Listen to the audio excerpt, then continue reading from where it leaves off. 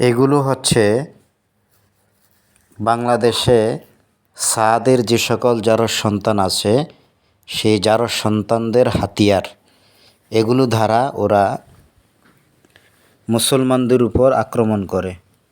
ওরা তো হচ্ছে ইহুদি খ্রিস্টানদের দালাল।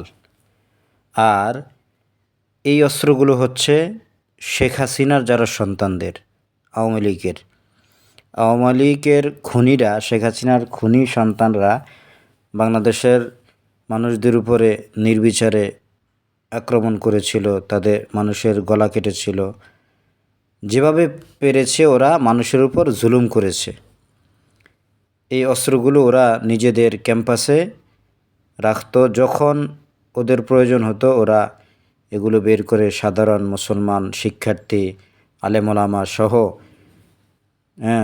যারাই ওদের বিরুদ্ধে বলতো তাদের উপরেই অমানুষগুলো হিংস্র প্রাণীদের মতন ঝাঁপিয়ে পড়তো, আক্রমণ করত। আল্লাহ তাআলার গজব ওদের উপর অবতীর্ণ হয়েছে। ওদের মা দেশ ছেড়ে পালিয়েছে। এখনও ওদের কিছু আছে, শয়তান কিছু এখনও বাকি আছে। তো ইনশাল্লাহ আস্তে আস্তে ওরাও শেষ হবে। তো এই আওয়ামী লীগের এই দোসর হচ্ছে এই সাদপন্থীরা, সাদিয়ানিরা। এই যে এগুলো হচ্ছে এই সাদিয়ানিদের অস্ত্র। তাবলিগের মাঠের বিভিন্ন কক্ষ থেকে এই সমস্ত দেশীয় এই অস্ত্রগুলো উদ্ধার হয়েছে। ওরা নাকি নবীওয়ালা কাজ করে, হায়নার বাচ্চারা নাকি নবীওয়ালা কাজ করে। জঙ্গলের হিংস্র হায়নার বাচ্চা হচ্ছে ওরা।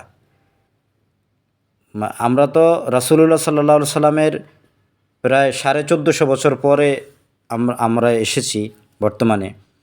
তো কোরআন হাদিস তারিখের কিতাবে শুধু আমরা আব্দুল্লাহ ইবনে উবাই ইবনে সালুল সাইয়্যিদুল মুনাফিকিনের নাম শুনছি। এই বর্তমান যুগে সাইয়্যিদুল মুনাফিকিন হচ্ছে এই পথভ্রষ্ট গোমরা আহাম্মক সাদ, গাধা সাদ। আর এই গাধা সাদ, এই আহাম্মক সাদের অনুসারে বাংলাদেশে যেগুলো আছে, সাদের জারজ সন্তান যেগুলো আছে, হায়নার বাচ্চা, কুকুর ছানা, ফুটফুটে সুন্দর, এই হায়নার বাচ্চাগুলো সাধারণ মুসলমান মাদ্রাসার তালবে ইলম এদের উপরে যখন তখন আক্রমণ করার জন্য, এদের পশুত্ব প্রকাশ করার জন্য, এদের হিংস্রতা প্রকাশ করার জন্য এরা সবসময় এ ধরনের অস্ত্র এরা সাথে রাখে। এদের উপর আল্লাহ তাআলার গজব অবতীর্ণ হবে ইনশাআল্লাহ।